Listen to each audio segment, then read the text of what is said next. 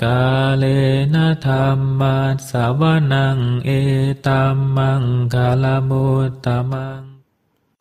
Penuturan syair Dhammapada di video ini ditujukan untuk kita renungkan. Penuturan bahasa Palinya bukan sebagai sarana pembelajaran pengucapan bahasa Pali yang benar. Penutur memohon maaf atas kesalahan yang terjadi, baik dalam pengucapan maupun dalam pelantunan bahasa Pali dari bait-bait Dhammapada ini.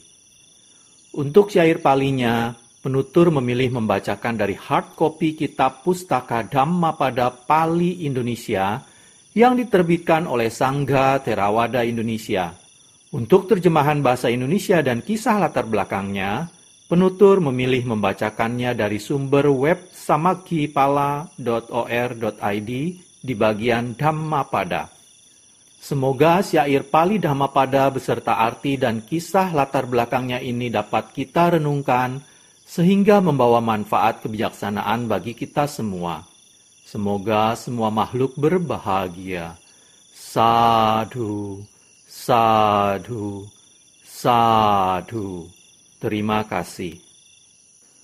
Namo tassa bhagavato arahato samma sambuddhassa. Namo tassa bhagavato arahato samma sambuddhassa. Namo tassa bhagavato arahato samma sambuddhassa.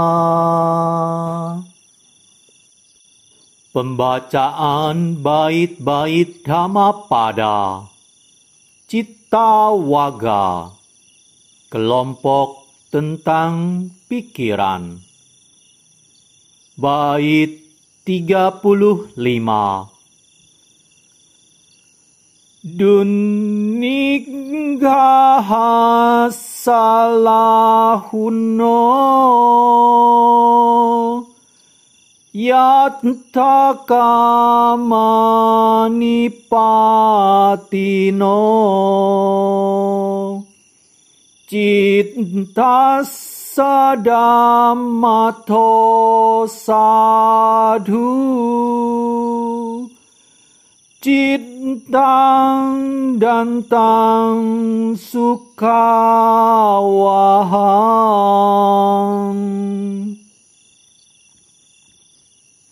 Bait 35. Artinya,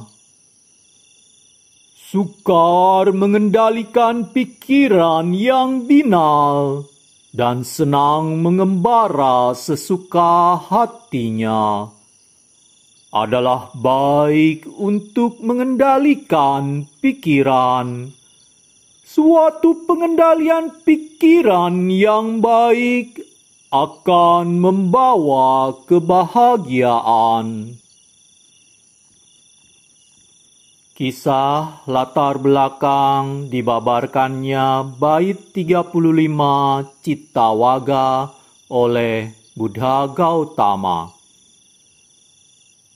Kisah seorang biku tertentu. Suatu ketika, 60 biku setelah mendapatkan cara bermeditasi dari Sang Buddha, pergi ke desa Matika di kaki sebuah gunung. Di sana, Matika Mata, ibu dari kepala desa, memberikan dana makanan kepada para biku. Matika Mata juga mendirikan sebuah wihara untuk para biku bertempat tinggal selama musim hujan. Suatu hari, Matika Mata bertanya kepada para biku perihal cara-cara bermeditasi. Biku-biku itu mengajarkan kepadanya bagaimana cara bermeditasi dengan 32 unsur bagian tubuh untuk menyadari kerapuhan dan kehancuran tubuh. Matika Mata melaksanakannya dengan rajin dan mencapai 3 maga dan phala bersamaan dengan pandangan terang analitis dan kemampuan batin luar biasa sebelum para biku itu mencapainya.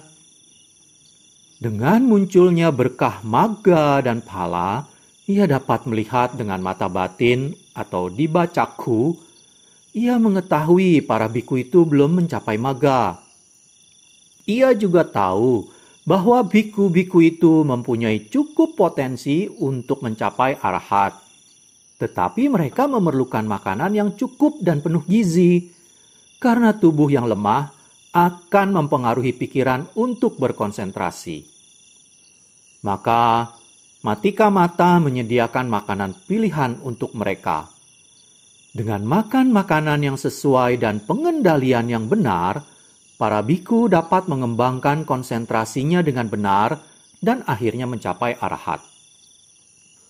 Akhir musim hujan, para biku kembali ke Wihara Jetawana, tempat bersemayam Sang Buddha. Mereka melaporkan kepada Sang Buddha bahwa mereka semua dalam keadaan kesehatan yang baik dan menyenangkan. Mereka sudah tidak khawatir perihal makanan. Mereka juga menceritakan Matika Mata mengetahui pikiran mereka dan menyediakan serta memberi mereka banyak makanan yang sesuai.